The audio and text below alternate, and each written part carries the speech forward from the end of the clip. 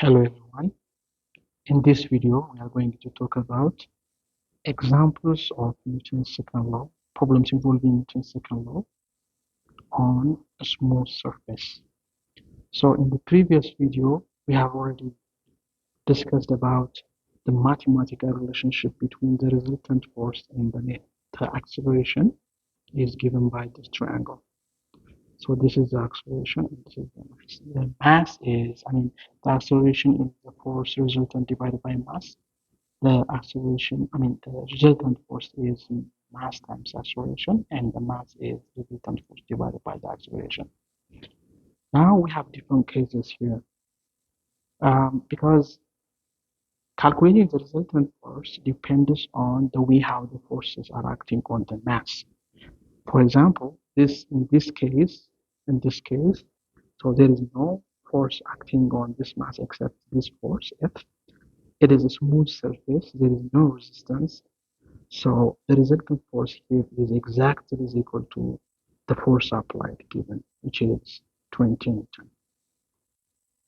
Now, from Newton's second law, the acceleration is equal to the resultant force divided by the mass.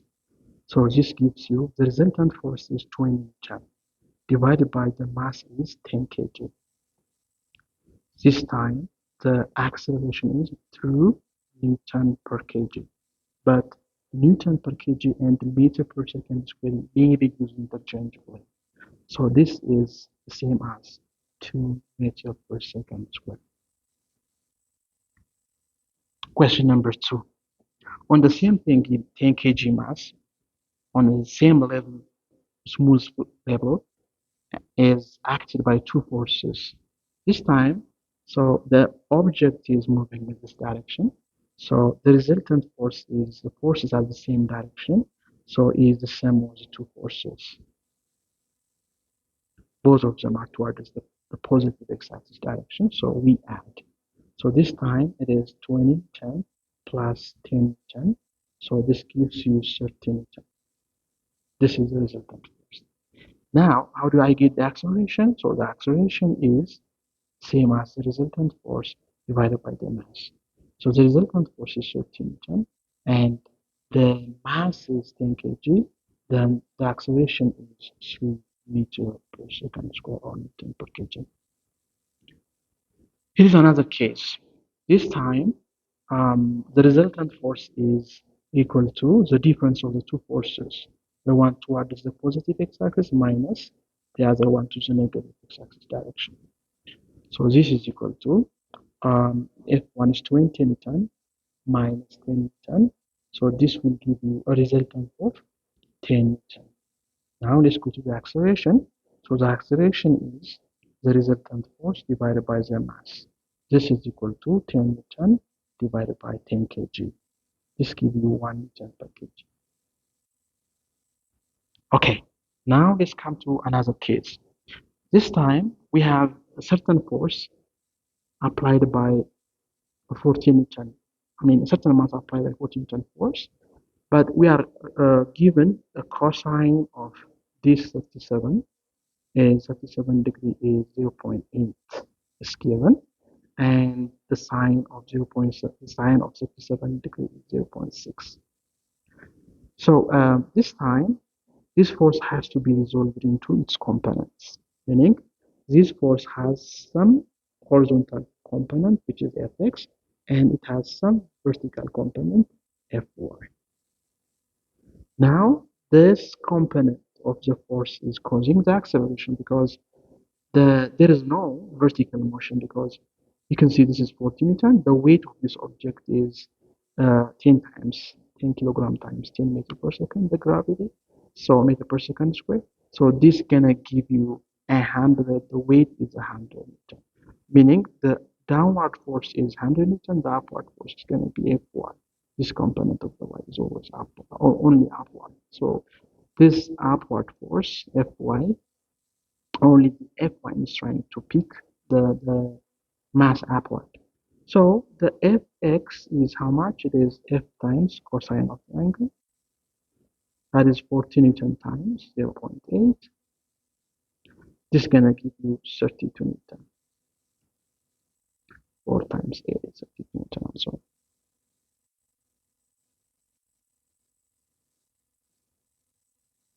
Now, how do I get the acceleration? All right, the acceleration is the resultant force divided by the mass. So that is 32 Newton, 32 Newton divided by 10 kg. Now, the acceleration is 3.2 meters per second square. Here is another case.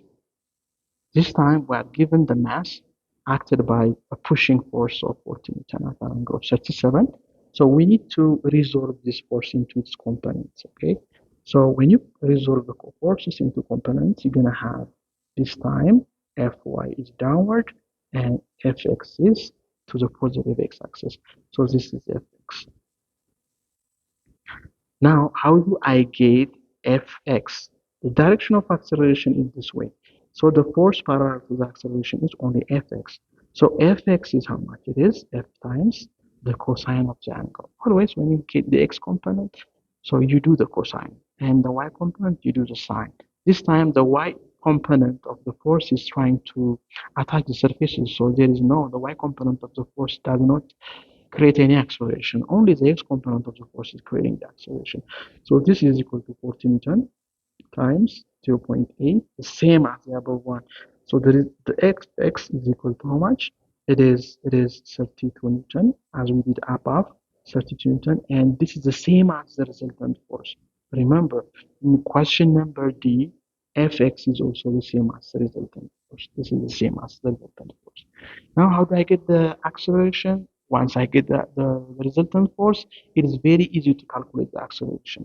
So the acceleration is the resultant force divided by the mass. This is the 30 Newton divided by the 10 kg. Now, the acceleration is 3.2 meters per second square. How about this one? So this is two cases together. So we have two cases together here. So we need to get the x component of the forces first.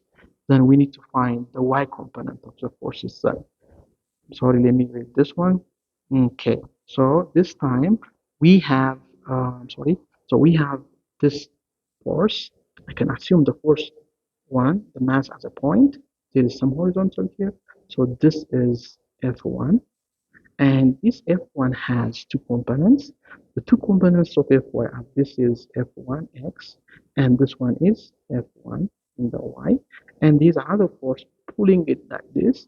So, sorry, the other force is pulling in this direction. So it has its own x component like this. And the y component is this one. So this is F2.